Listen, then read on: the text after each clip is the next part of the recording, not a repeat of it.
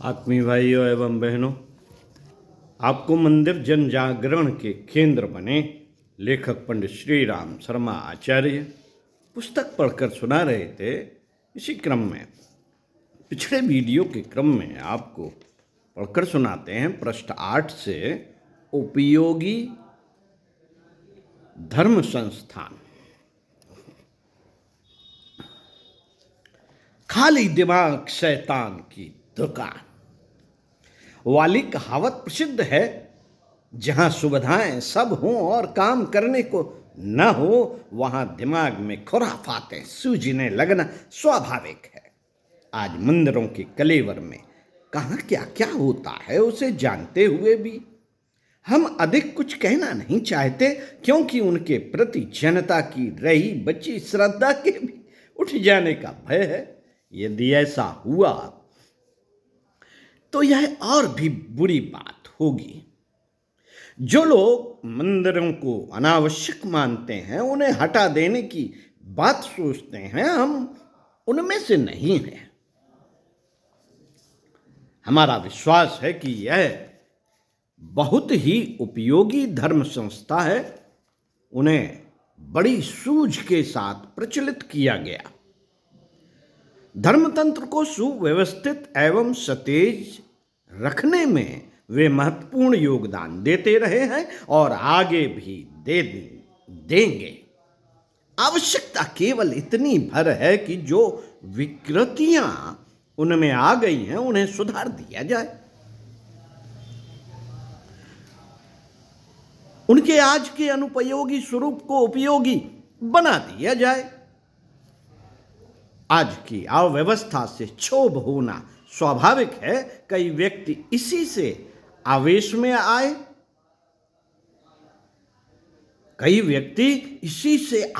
में आए और मूर्ति पूजा एवं मंदिरवाद का खंडन करने लगे हैं। यह ठीक नहीं है। मूर्ति पूजा एवं मंदिर संस्था की नींव अब इतनी गहरी जा चुकी है कि उसे उखाड़ने की बात सोचना भी हास्यास्पद है। प्राचीन काल में हमारी उपासना का जो भी रूप रहा हो, भले ही निराकार प्रधान रहा हो, पर अब वह हमारी संस्कृति और भावनाओं का इतना अविच्छिन्न अंग बन चुका है कि उसे उखाड़ने की बात सोचना भी अप्रसंगात्मक है। हाँ, उसमें सुधार हो सकता है और वह होना चाहिए। साथियों, समर्थ गुरु रामदास ने महाराष्ट्र भर में लगभग 800 हनुमान मंदिर स्थापित किए थे और उनके माध्यम से छत्रपति शिवाजी की सेना के लिए रसद एवं सैनिकों की आवश्यकता पूर्ण की जानी थी। उन मंदिरों में सेवा पूजा करने वाले महंत पुजारी वस्तुतः समर्थ गुरु की धर्म सेना के सैनिक मात्र थे। वे भगवान हनुमान के पूजन, वंदना, आरती, प्रसाद की व्यवस्था करते थे, पर साथ यह भी जानते थे कि अधर्म के नाश और धर्म की रक्षा के लिए अपना सर्वस्व होम देने वाले अंजनी कुमार की कृपा केवल उसे मिलेगी जो उनके आदर्शों को अपनावेगा। हर पुजारी, हर हनुमान भक्त उन दिनों हनुमान अनुयायी बनाने और असुरता के शासन को उखाड़ फेंकने में लगा हुआ था। साथियों, गुरु गोविंद सिंह ने सिख संप्रदाय के गुरुद्वारों को सैनिक छावनियों के रूप में परिष्कृत किया था। वहां कीर्तन, पाठ, पूजन, आरती, प्रसाद सब कुछ होता था, पर साथ ही यह उद्देश्य हर सिख के मस्तिष्क में भरा था कि उन्हें अनीत के विरुद्ध संघर्ष करना है, आसुरी नृशंसता को परास्त करके धर्म राज्य की स्थापना करनी है।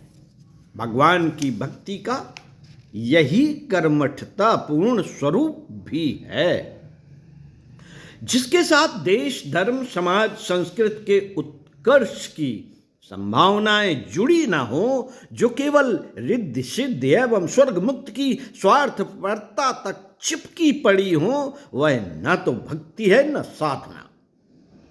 वह तो ओछी स्वार्थपरता का एक उपहासास्पद रूप मात्र है, जिससे न लोक बनता है न परलोक। ओछे आदमी के ओछे विचार उसे ओछे मन तक ही सीमित रखते हैं और ओछे ही प्रतिफल देते हैं। उस लक्ष्य को सिख धर्म के संस्थापक भली भांति जानते थे, इसलिए उन्होंने गुरुद्वारों द्वारा उन्हीं भावनाओं का प्रसार किया। फलस्वरूप उनकी कृतियों से भारतीय धर्म सदा गौरवान्वित रहेगा। जो कार्य समर्थ गुरु रामदास द्वारा परिष्कृत हनुमान मंदिरों में और सिख गुरुद्वारों ने किया, वह प्राचीन काल में अपनी अपनी सामाजिक परिस्थितियों के अनुसार हर मंदिर करता था। उनकी सेवा बन पड़ती थी। हर मंदिर करता था, उनकी सेवा से सारा समाज लाभान्वित होता था और धर्म की महत्वपूर्ण सेवा बन पड़ती थी। ईश्वर की पूजा रोली अक्षत से ही नहीं, सत्कर्मों से भी होती है। वह भोग आरती को ही नहीं, त्याग बलिदान की अपेक्षा करता है।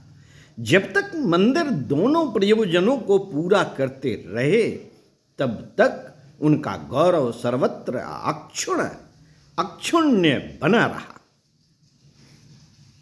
साथियों, अब पुनः इस बात की आवश्यकता अनुभव की जा रही है कि मंदिर संस्था अपने ऊपर अपने उसी स्वरूप और लक्ष्य को प्राप्त करे जिसके लिए उसका निर्माण किया गया था।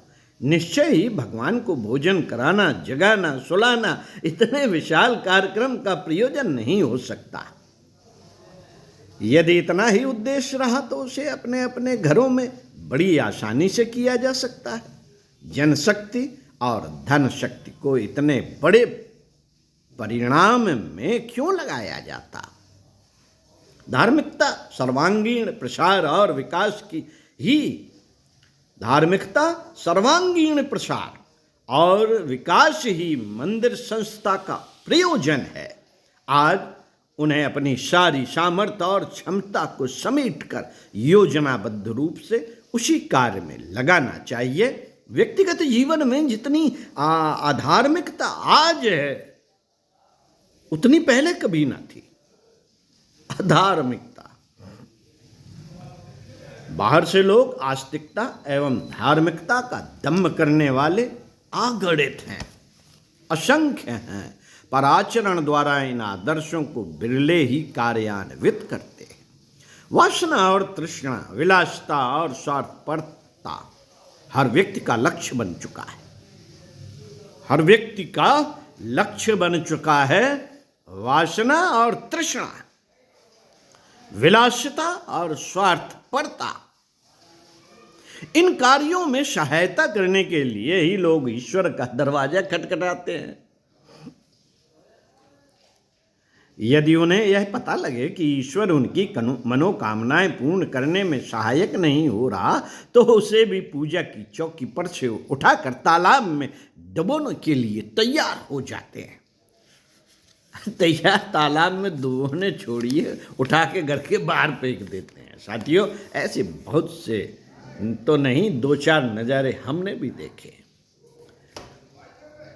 साथियों, सामाजिक जीवन कितना कलुषित आज है, जितना कलुषित आज है उतना पहले कभी नहीं रहा। सेवा, सहयोग, उदारता, भाईचारा और निस्वार्थ प्रेम की प्रवृत्तियां मिटती चली जा रही हैं। संगठन और स्नेह के तत्व समाप्त होते चले जा रहे हैं। मूढ़ता के कारण दुष्प्रवृत्तियां बढ़ रही हैं। यूं हम अपने को सभ्य कहते हैं, पर वस्तुतः वास्तविक आदर्शों को अपनाकर असभ्यता की ओर तेजी से चल रहे हैं। प्राचीन काल में हमारा देव समाज था, समाज हमारा देव था, पर अब तो वह दुष्ट असुर समाज बनता चला जा रहा है। यह सब होता रहे और हमारा पुरोहित वर्ग ऐसी ही गहरी निद्रा में पड़ा रहे। मंदिर संस्थाएं हाथ पैर छोड़कर निष्क्रिय बन बैठे, यह शर्म से डूब मरने की बात है। देश और धर्म की ऐसी अवनति के समय भी यदि यह संस्थाएं काम न आईं तो भावी इतिहासकार उनकी अकर्मण्यता को धिक्कारते ही रहेंगे।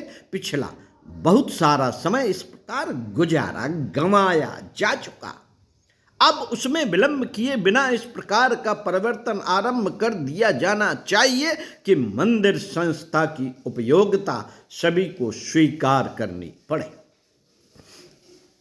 उनके निर्माण का प्रयोजन पूर्ण हो और उदीयमान राष्ट्र की सृजनात्मक आवश्यकताओं को पूर्ण करने में उनका आशाजनक योगदान मिले।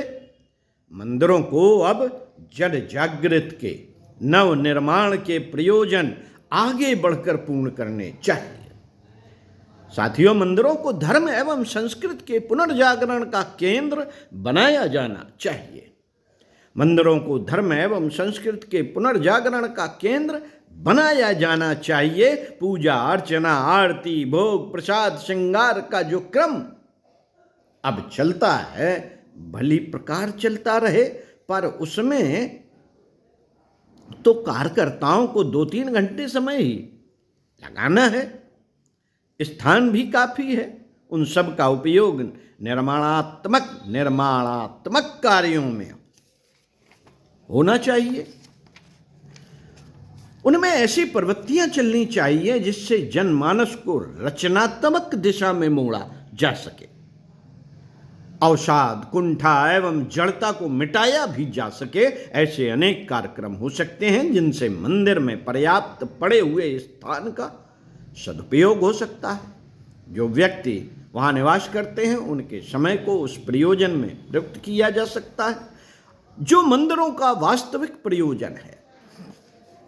स्थान, धन और श्रम, यह तीनों ही आवश्यकताएं सार्वजनिक प्रवृत्तियों के लिए अभीष्ट होती हैं।